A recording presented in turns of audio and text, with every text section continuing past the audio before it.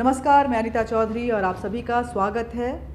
देखिए इस खास खबर में कि आखिर पत्थरबाजों पे बुलडोजर किस तरह से भारी पड़ रहा है। साथ ही पीड़ितों को लेकर के सरकारें सजिंदा हो गई हैं और अब मुआवजों का ऐलान हो रहा है ताकि पलायन को रोका जा सके। जिस तरह से हमारे त्योहारों पर पत्थरबाजी हो रही है, ये कहना गलत नहीं होगा कि इन पत्थरबाजों के रास्ते आपके दरवाजे पर कश्मीर दस्तक दे रहा है और इस वक्त में संभलना ज़रूरी है।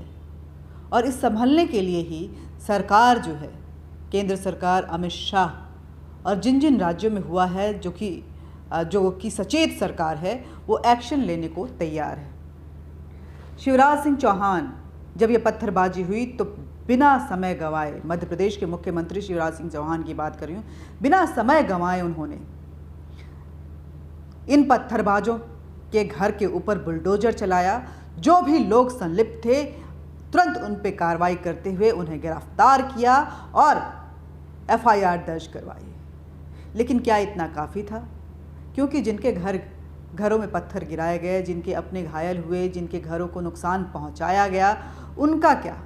शिवराज सिंह चौहान ने ये ख्याल भी रखा कि वो हिंदू जो इस दंगे से प्रभावित हुए हैं खरगोन में, उनको उसका भरपूर मुआवजा मिलना चाहिए ताकि ये साफ संदेश जाए कि दंगा किसी भी हाल में एक्सेप्टेबल नहीं है। जो दंगाई होंगे उन पे कार्रवाई होगी और जो पीड़ित होंगे उनको राहत दी जाएगी। देखिए, कोई भी मीडिया आपको नहीं दिखा रहा है। उल्टा जब ये बात खबर आई तो लोगों ने शिवराज सिंह चौहान को तुष्टीकरण के तहत हिंदूवादी और पता नहीं क्या क्या बताना शुरू किया। खासकर मैं बात करूंगी NDTV के रवीश कुमार की, तो वो न जाने कैसे कैसे आरोप लगा रहे हैं। अरे रवीश कुमार जी, जरा तो शर्म कीजिए।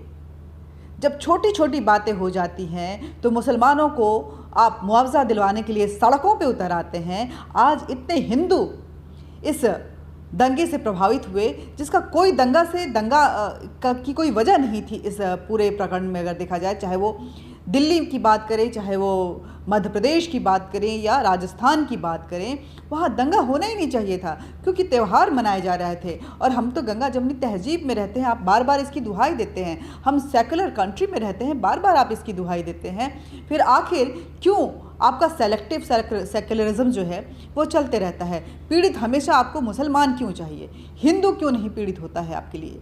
हिंदू जब पीड़ित होता है तो आप उसे नज़रअंदाज क्यों करते हैं? ये मेन स्ट्रीम मीडिया में ये खबरें आपको नहीं दिखाई गई, लेकिन हम दिखाने जा रहे हैं। हम आपको बता रहे हैं कि अगर ये हमारे यहाँ अब वो संजीदा सचेत सरकारें भी आ गई हैं, एक तरफ योगी आदित्यनाथ हैं जिनके रिजिम में कोई दंगा करने की हिम्मत नहीं करता है, तो दूसरी तरफ मध्य प्रदेश में शिवराज सिंह चौहान की सरकार है जो त्वरित कार्रवाई पे विश्वास रखती है।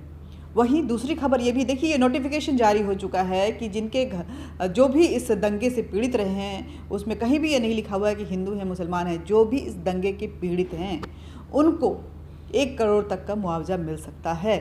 ये नोटिफिकेशन देखिए इस नोटिफिकेशन को और समझिए कि दंगाइयों के लिए ये कितना बड़ा सेटबैक है। एक तो उन पे कार्रवाई हो रही है, दूसरे उनके दंगे का जो मकसद था कि घरों को बर्बाद करना, मोहल्लों को छुड़वाना, पलायन के लिए मजबूर करना, वो कहीं ना कहीं विफल होता हुआ नज़र आ रहा है।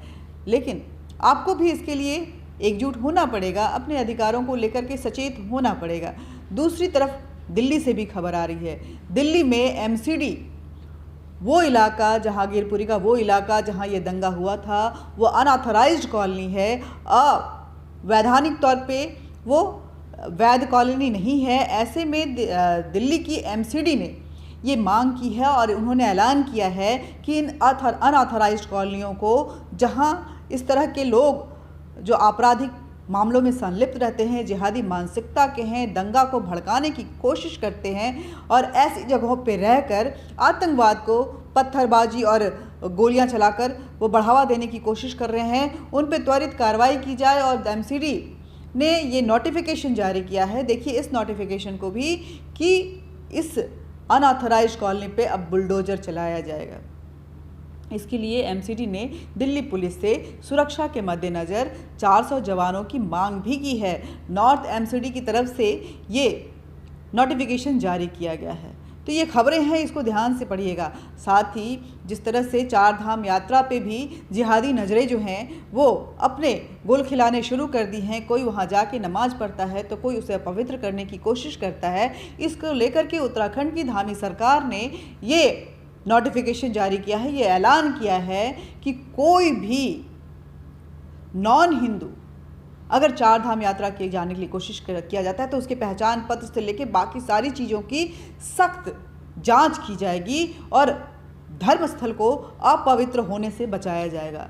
ये खबरें हैं जहां एक तरफ इस देश की कल्चर, सभ्यता और संस्कृति को रुइन करने के लिए पत्थरबाजी और न जाने किन किन हथकंडों का इस्तेमाल किया जा रहा है, वहीं तरफ सचेत सरकारें अपने इस मुकाम को पूरा करने में लगी हुई हैं कि हमारी देश की सभ्यता जो है वो बची रहे, हमारे देश के जो जड़ें हैं उस पे कोई आंच नहीं आए, इस देश की शांति पे बुरी नज़र करने वालों पे त्वरित कार्रवाई हो और पीड़ित चाहे कोई भी हो, मुआवजा और राहत उसका हक है।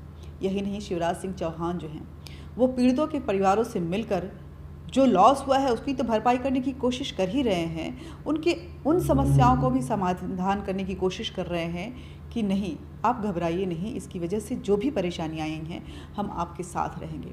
सुनिए शिवराज सिंह चौहान किस तरह से पीड़ितों के परिवारों से मिल रहे हैं, उनसे बातें कर रहे हैं, उनको दिलासा दे रहे हैं और ये भरपूर कोशिश कर रहे हैं कि इस घबराहट में कहीं ऐसा ना हो कि फिर मोहल्ला खाली हो जाए और वहाँ एक ख़ास कौम का कब्जा हो जाए।